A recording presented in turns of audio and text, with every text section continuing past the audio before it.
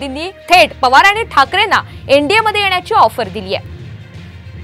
दरम्यान या सगळ्या संदर्भात काँग्रेसचे नेते नाना पटोले यांनी देखील प्रतिक्रिया दिलेली आहे। आपण सविस्तर पाहूया। पहले घर तोड़ो, उनको ब्लॅकमेल करो, और जब आपण स्वतः हारायला लागला तर पुन्हा त्यांना सत्तेत आमच्या बरोबर या असं म्हणण्याचं ऑफर देण्याचं काम जे मोदीजी करतात आहेत। म्हणजे मोदीजी तुम्ही मान्य करा की देशात आता मी काही सत्तेत येत नाही, मी यांचा आधार घेऊनच येऊ शकतो।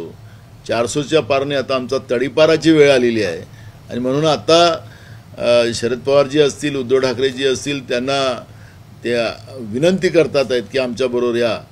आणि आता ही परिस्थिती आलेली असेल तर याचा अर्थच आम्ही जो दावा करतो आहे की नरेंद्र मोदी आता सत्तेत येणार नाही, तो दावा खरा ठरतो आहे।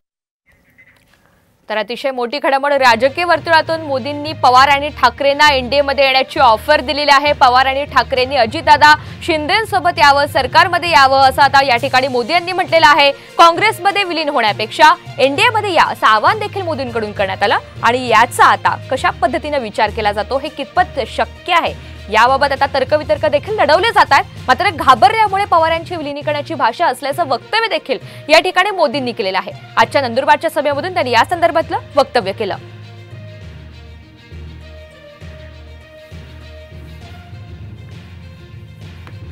तर मोदींनी पवार आणि ठाकरेंना या ठिकाणी ऑफर दिलेली आहे। दरम्यान या सगळ्या संदर्भात विविध राजकीय प्रतिक्रिया यायला आता सुरुवात झालेली आहे। मोदी घाबरलेले आहेत, एकीकडे टीका करतात आणि दुसरीकडे आम्हाला सोबत घेण्याची भाषा करतात, अशा प्रकारची प्रतिक्रिया सुषमा अंधारेंनी व्यक्त केली।